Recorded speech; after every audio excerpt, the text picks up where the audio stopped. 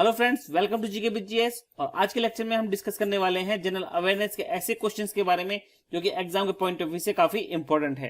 तो वीडियो को बहुत ध्यान से देखिएगा क्योंकि मुझे पूरी उम्मीद है कि आपके आने वाले एग्जाम में इनमें से 1 से 2 क्वेश्चन आपको जरूर आपके क्वेश्चन पेपर में देखने को मिलेंगे। तो आइए बिना देर किए शुरू करते हैं।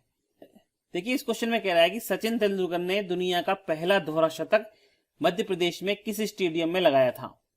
और इस क्वेश्चन का राइट आंसर है कैप्टन रूप सिंह स्टेडियम के अंदर सचिन ने अपना पहला दोहरा शतक लगाया था और इस मैच के दौरान उन्होंने 200 रन बनाए थे। और यह दोहरा शतक 24 फरवरी 2010 को साउथ अफ्रीका के खिलाफ सचिन ने लगाया था। अब यदि हम बात करते हैं कि कैप्टन रूप सिंह कौन है, तो कैप्टन रूप सिंह जो है हॉकी के जादूगर ध्यानचंद के छोटे भाई हैं। तो बहुत बार एक क्वेश्चन पूछ लिया जाता है कि हॉकी का जादूगर किसे कहा जाता है, तो ध्यानचंद को हॉकी का जादूगर कहा जाता है। तो आइए नेक्स्ट क्वेश्चन पे चलते हैं। देखिए, इस क्वेश्चन में पूछ रहा है कि सूचना का अधिकार अधिनियम या आरटीआई एक्ट 2005 में कुल कितनी धाराएं हैं और कुल कितने अध्याय हैं।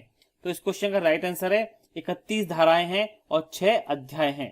देखिए, राइट टू इंफॉर्मेशन एक्ट किसी भी नागरिक को सूचना उपलब्ध कराने के लिए लागू किया गया था और इस एक्ट के तहत कोई भी भारतीय नागरिक किसी भी सरकारी दफ्तर से सूचना प्राप्त कर सकता है और वह भी 30 दिनों के अंदर। लोकसभा ने इस एक्ट को 11 मई 2005 को पारित कर दिया था और वहीं राज्यसभा ने इसे 12 मई 2005 को पारित कर दिया था।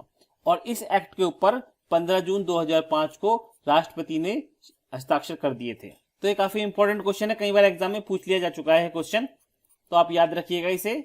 आइए नेक्स्ट क्वेश्चन पे चलते हैं। देखिए जी, इस क्वेश्चन में कह रहा है कि भारत में वन महोत्सव के जन्मदाता कौन है। और इस क्वेश्चन का राइट आंसर है के.एम. मुंशी जो है भारत में वन महोत्सव के जन्मदाता कहे जाते हैं। अब यदि वन महोत्सव की बात करते हैं तो इसे वृक्षारोपण महोत्सव भी कहा जाता है। और वन महोत्सव या वृक्षारोपण महोत्सव की शुरुआत 1960 से हुई थी और इसे जुलाई के फर्स्ट वीक में मनाया जाता है। अब यदि हम के.एम. मुंशी की बात करते हैं तो इनका पूरा नाम कन्हैयालाल माणिकलाल मुंशी है। तो आइए नेक्स्ट क्वेश्चन पे चलते हैं। देखिए, इस क्वेश्चन में कह रहा है कि भारत के किस राज्य में वनों का सर्वोच्च प्रतिशत है। देखिए, इस क्वेश्चन में हमसे प्रतिशत पूछा गया है, तो सर्वोच्च प्रतिशत जो है वो मिजोरम राज्य के अंदर है। जबकि यदि वन क्षेत्रफल पूछा जाए तो वो मध्य प्रदेश के अंदर वन क्षेत्रफल सबसे अधिक है भारत के अंदर। तो आप याद रखिएगा, क्षेत्रफल मध्य प्रदेश के अंदर है जबकि सर्वोच्च वन प्रतिशत मिजोरम के अंदर स्थित है। तो इंपॉर्टेंट क्वेश्चन है, ये याद रखिएगा। आइए नेक्स्ट क्वेश्चन पे चलते हैं। देखिए जी, इस क्वेश्चन में कह रहा है कि भारत रत्न का डिजाइन किस वृक्ष के पत्ते के समान है। तो इसका राइट आंसर है पीपल के पत्ते के समान है भारत रत्न के डिजाइन। अब यदि हम भारत रत्न की बात करते हैं तो 1954 में भारत रत्न की शुरुआत हुई थी और पहला भारत रत्न सर्वपल्ली राधाकृष्णन को दिया गया था 1954 में। अब यदि सर्वपल्ली राधाकृष्णन की बात करते हैं तो ये हमारे पहले उपराष्ट्रपति थे और दूसरे राष्ट्रपति थे और इन्हीं के जन्म दिवस के उपलक्ष्य में हम शिक्षक दिवस 5 सितंबर को मनाते हैं। अब पहली महिला कौन थी जिसे कि भारत रत्न दिया गया था, तो इंदिरा गांधी जो है वो पहली महिला थी और इन्हें 1971 में भारत रत्न दिया गया था। अब यदि हम विदेशियों की बात करते हैं तो अब तक 2 विदेशियों को भारत रत्न दिया जा चुका है और इनमें एक है खान अब्दुल गफ्फार खान, जिन्हें कि हम सीमांत गांधी या फ्रंटियर गांधी के नाम से भी जानते हैं। इन्होंने खुदाई खिदमतगार नामक संगठन की स्थापना की थी 1920 के अंदर। और दूसरे हैं नेल्सन मंडेला। तो इन दोनों को भारत रत्न दिया जा चुका है। भारत रत्न जो है भारत का सर्वोच्च राष्ट्रीय सम्मान है और यह असाधारण सेवा के लिए दिया जाता है। तो काफी इंपॉर्टेंट क्वेश्चन है और ये फैक्ट भी काफी यहाँ पर इंपॉर्टेंट बन जाते हैं। तो आप याद रखिएगा, इनमें से कोई ना कोई क्वेश्चन आपसे पूछ लिया जाता है अक्सर एग्जाम में। तो आइए नेक्स्ट क्वेश्चन पे चलते हैं। देखिए, इस क्वेश्चन में कह रहा है कि अब तक कितने राष्ट्रपतियों को भारत रत्न से सम्मानित किया जा चुका है। और इस क्वेश्चन का राइट आंसर है 6 राष्ट्रपतियों को भारत रत्न दिया जा चुका है अब तक। अब यदि हम बात करते हैं कि 6 राष्ट्रपति कौन कौन हैं, तो भारत रत्न पाने वाले 6 राष्ट्रपति हमारे हैं। पहला है सर्वपल्ली राधाकृष्णन को 1954 में दिया गया था और दूसरे हैं हमारे राजेंद्र प्रसाद, इन्हें 1962 में दिया गया था। वहीं तीसरे राष्ट्रपति हैं जाकिर हुसैन, इन्हें 1963 में दिया गया था। और चौथे राष्ट्रपति हैं वीवी गिरी, इन्हें 1975 में दिया गया था। इसी प्रकार से 5वें राष्ट्रपति हैं एपीजे अब्दुल कलाम, जिन्हें 1997 में दिया गया था। और लास्ट है हमारे प्रणब मुखर्जी, जिन्हें की 2019 में दिया गया था मरणोपरांत भारत रत्न। तो ये 6 राष्ट्रपति हैं जिन्हें की भारत रत्न मिला है अभी तक। तो आइए नेक्स्ट क्वेश्चन पे चलते हैं। देखिए जी, इस क्वेश्चन में कह रहा है कि ग्वालियर घराना भारत के सबसे पुराने घरानों में से एक है और यह घराना शास्त्रीय संगीत के किस क्षेत्र में संबंधित है।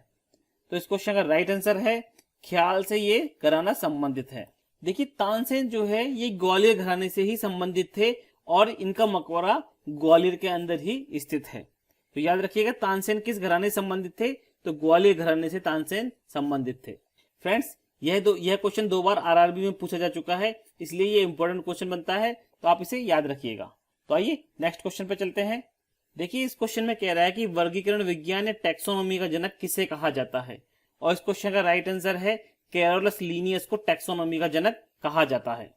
देखिए अब यदि कैरोलस लिनियस की बात करते हैं तो ये स्वीडन के रहने वाले थे और ये बहुत ही फेमस वनस्पति शास्त्री थे, और कैरोलस लिनियस ने ही जीवों की द्विनाम पद्धति प्रतिपादित की थी या दी थी। इस द्विनाम पद्धति के अनुसार प्रत्येक जीव का नाम 2 अक्षरों से मिलकर बनता है, एक उसका वंश और दूसरा उसकी जाति, यानी जीनस और स्पीशीज से मिलकर किसी भी जीव का नाम बनता है। कैरोलस लिनियस की एक बहुत ही फेमस पुस्तक है सिस्टेमा नेचुरी, तो इस पुस्तक के बारे में कई बार एग्जाम में पूछा जा चुका है, तो इसे आप याद रखिएगा। सिस्टेमा नेचुरी कैरोलस लिनियस की बहुत ही फेमस पुस्तक है, और ये क्वेश्चन ही बनता है कि द्विनाम पद्धति किसने दी थी, तो ये भी कैरोलस लिनियस ने दी थी। इसी प्रकार से वर्गीकरण का विज्ञान का जनक भी आपसे पूछ लिया जाता है, तो याद रखिएगा इस क्वेश्चन को। तो आइए नेक्स्ट क्वेश्चन पे चलते हैं। देखिए जी इस क्वेश्चन में कह रहा है कि दलदली तथा ज्वार भाटा क्षेत्रों में पाए जाने वाले वनों को क्या कहा जाता है, और इस क्वेश्चन का राइट आंसर है मैंग्रोव वन।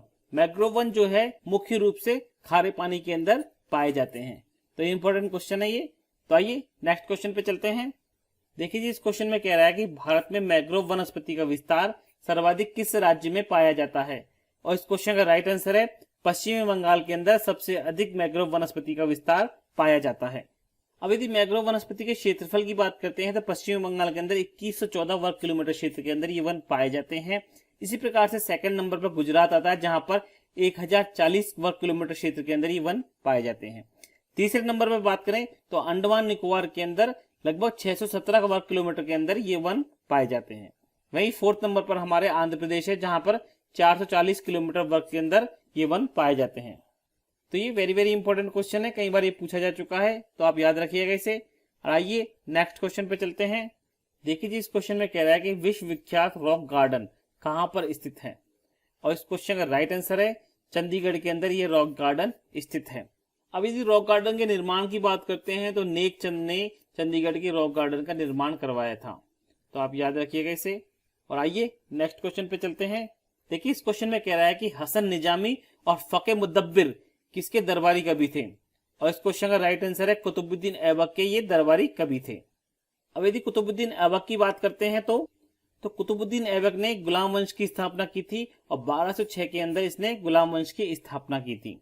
कुतुबुद्दीन ऐबक ने कुतुब मीनार का निर्माण कार्य शुरू करवाया था, जिसे बाद में उसके उत्तराधिकारी इल्तुतमिश ने पूरा करवाया था। इसी प्रकार से अजमेर में 2.5 दिन का झोपड़ा कुतुबुद्दीन ऐबक ने बनवाया था, और वहीं पर दिल्ली के मेहरौली में कुब्बतुल इस्लाम मस्जिद का निर्माण भी कुतुबुद्दीन ऐबक ने करवाया था। कुतुबुद्दीन ऐबक को लाख बख्श के नाम से भी जाना जाता है, तो कई बार ये क्वेश्चन पूछा गया है कि लाख बख्श के नाम से किसे जाना जाता है, तो आप याद रखिएगा कुतुबुद्दीन ऐबक को लाख बख्श के नाम से जानते हैं। तो आइए नेक्स्ट क्वेश्चन पे चलते हैं। देखिए जी इस क्वेश्चन में कह रहा है कि किसका काल मुगल वास्तुकला का स्वर्ण काल कहा जाता है, और इस क्वेश्चन का राइट आंसर है शाहजहां का जो काल था उसे मुगल वास्तुकला का स्वर्ण काल कहा जाता है। अब यदि शाहजहां की बात करते हैं तो शाहजहां ने कई इमारतों का निर्माण करवाया था, जैसे कि लाल किला जो कि दिल्ली के अंदर स्थित है, और ताजमहल जो कि आगरा के अंदर है, और मोती मस्जिद आगरा के अंदर, और जामा मस्जिद जो कि दिल्ली के अंदर है। इन सब का निर्माण शाहजहां ने ही करवाया था। तो वेरी वेरी इंपॉर्टेंट लगा लीजिएगा अब इस क्वेश्चन के ऊपर, क्योंकि बहुत बार एग्जाम में क्वेश्चन आ चुका है। तो आइए नेक्स्ट क्वेश्चन पे चलते हैं। देखिए जी इस क्वेश्चन में कह रहा है कि झारखंड का शिमला किसे कहा जाता है, और इस क्वेश्चन का राइट आंसर है झारखंड की राजधानी रांची को झारखंड का शिमला कहा जाता है। सो स्टूडेंट्स आज के लेक्चर में बस इतना ही। उम्मीद है क्वेश्चंस आपको पसंद आए होंगे, सभी क्वेश्चंस काफी इंपॉर्टेंट है, तो आप इन्हें अच्छी तरह से याद कर लीजिएगा। तो इसी तरह के इंपॉर्टेंट क्वेश्चंस के साथ में मिलते हैं अपने नए वीडियो में। तब तक जय भारत, जय हिंद।